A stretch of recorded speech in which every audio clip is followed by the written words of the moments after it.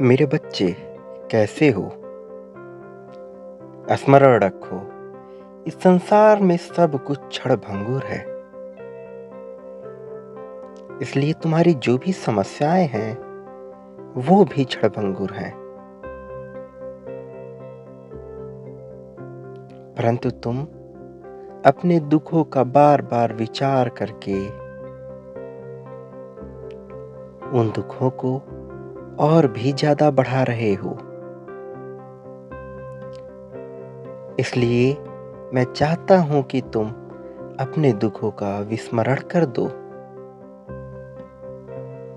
और केवल उन्हीं चीजों का विचार करो जो तुम्हें वास्तविकता में चाहिए। यदि तुम पूर्ण भाव से भक्ति करोगे तो तुम्हारी सारी सांसारिक जिम्मेदारियां दिव्य कर्मों में बदल जाएंगी। मेरे बच्चे, तुम केवल स्वयं पर ध्यान दो। किसी अन्य व्यक्तियों की बातें सोचकर कभी भी परेशान नहीं हो, क्योंकि जब तुम दूसरों की बातों का विचार करोगे तो तुम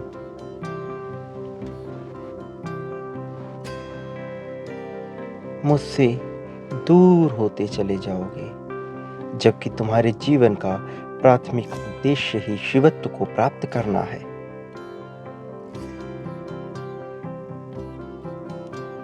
मेरे बच्चे, तुम बस अपने कर्म करते जाओ और मैं तुम्हारे राह में आने वाली सभी बाधाओं को समाप्त कर दूंगा।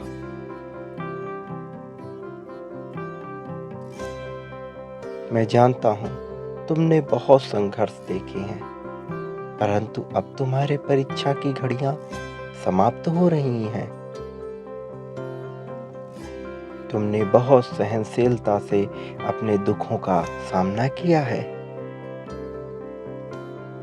इसलिए अब तुम अनंत सुख को प्राप्त करने वाले हो। तुमने प्रमाणित कर दिया कि तुम एक पवित्र जीवात्मा हो।